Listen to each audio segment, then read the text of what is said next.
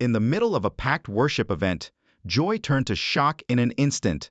What began as a night of music, praise, and inspiration suddenly flipped into a moment no one in the building will ever forget.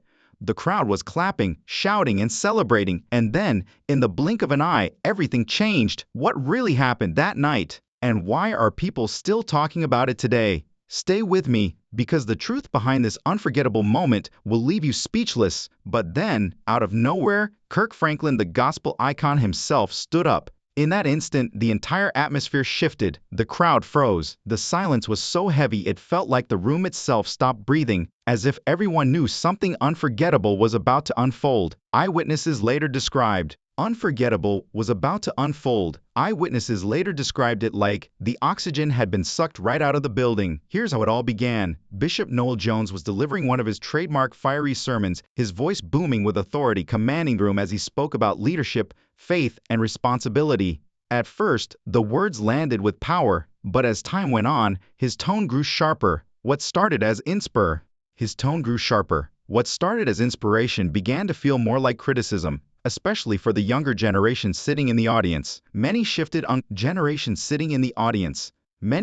uncomfortably in their seats, sensing the message wasn't lifting them up, but tearing them down. And then there was Kirk, sitting right in the front row. His face told a story all its own. At first, he nodded politely, trying to stay composed, but soon his smile faded, his jaw tightened, and his head shook in visible disagreement. Those sitting closest could see it. He was whispering under his breath, fighting to hold back an eruption of emotions. And then came the breaking point, the exact moment when Bishop Jones made a bold, cutting statement about the new wave of gospel leaders. That's when everything changed. His words didn't just challenge the room, they cut deep, almost as if he was brushing off the younger generation entirely, labeling their efforts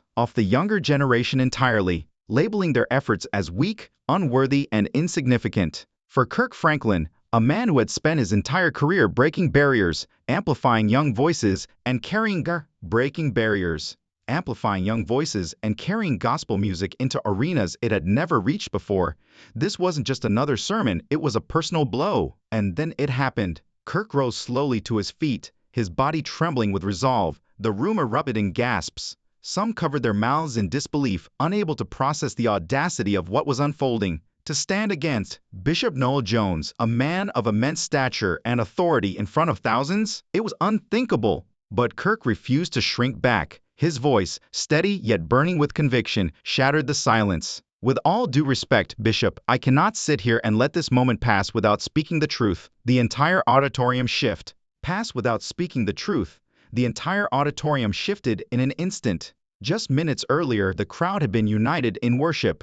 Now, the atmosphere was split down the middle. Some leapt to their feet in support, clapping and cheering Kirk on. Others sat frozen, whispering nervously, bracing for the storm that was sure to follow. The tension was electric. This wasn't a closed-door conversation or a hushed debate in private. This was happening live, with cameras rolling, and everyone in the room knew the world would soon see it. Kirk pressed forward, his words ringing out with passion. He spoke of how the younger generation often felt overlooked, pushed aside by the very leaders who should have been guiding them, not dismissing them. His words, "The church cannot keep closing its doors to the very people Jesus came to save," were both truthful and painful. "Amen," was yelled by half of the audience, who immediately got up, while the other half shook their heads in displeasure. What is unique about this story? It was more than a dispute. Two generations and two voices collided, each with their own unique power, and the tension increased with each word. The chamber had become a battleground, and this was just the start of an encounter that would forever alter the course of gospel history. With each second that went by,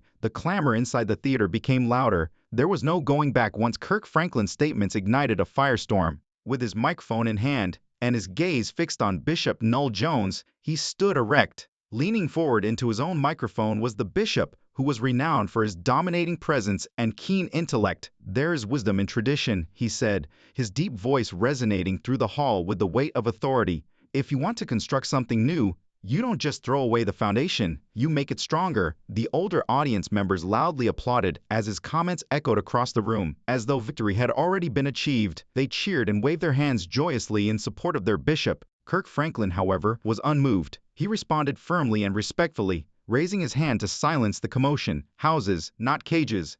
Hand to silence the commotion. "Houses, not cages, are what foundations are for, Bishop." We cannot expect people to flourish in the present if we keep them mired in the past. Music and culture change with time, and if the church does not adapt, it will lose its relevance. His words landed on dry wood like sparks. The younger audience erupted in applause, standing together and clapping. In the meantime, the traditionalist cries in support of Bishop Jones and their alcohol made them louder.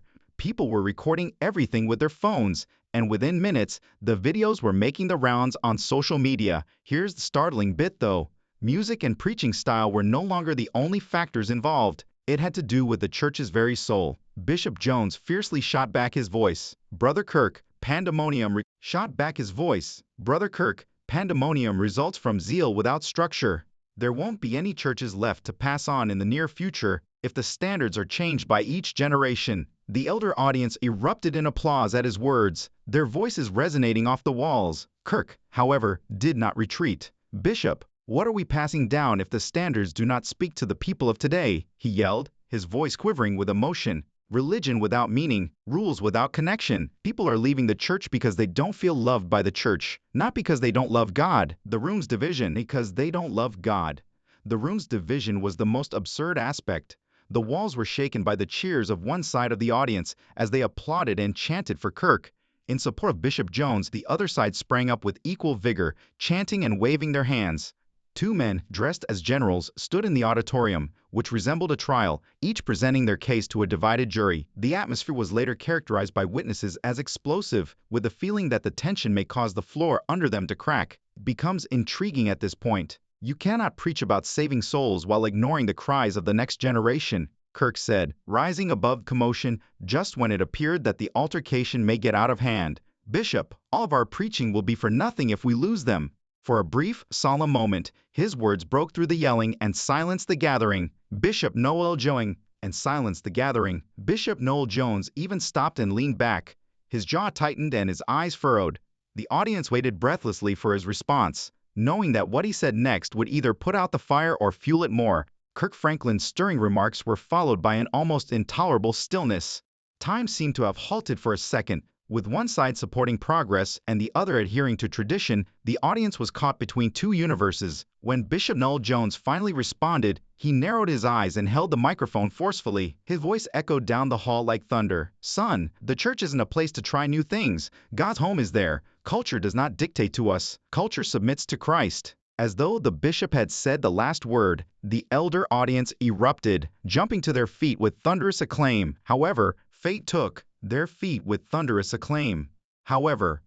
a surprising turn. Kirk Franklin spoke passionately and sharply as he leaned into his microphone. Respectfully, Bishop, civilization may submit to Christ, but Christ entered culture as well. With sinners he ate. He made contact with lepers. He met folks right in their tracks. We have lost sight of the true nature of Jesus if the church refuses to meet people where they are. Immediately the younger audience erupted in applause, yelling his name and cheering.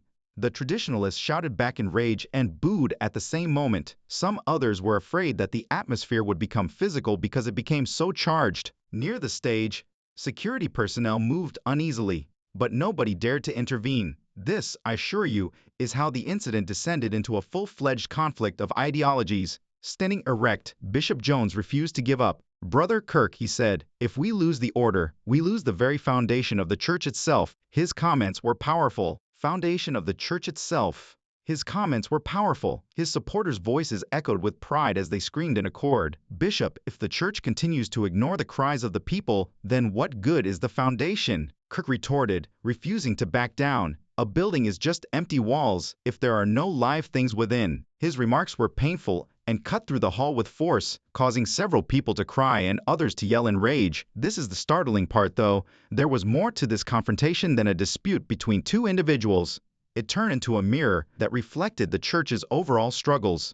Does faith need to change to fit the times, or should it stay rooted in the past? Witnesses characterized it as a generational conflict in which each response felt like a step forward, and each declaration held the weight of history. People's grips tightened around their phones as they shared, tweeted, and recorded the violent encounter. In a matter of minutes, videos of the altercation were all over the internet, with hashtags trending all over the world, and opinions spreading more quickly than anybody could keep up of. The hall was so quiet that it was intolerable. Bishop N. Jones stood upright, holding the microphone, his expression unreadable, and all eyes were on him. Then he spoke slowly and forcefully in a voice that sounded like thunder. Son, the church isn't a place to try new things.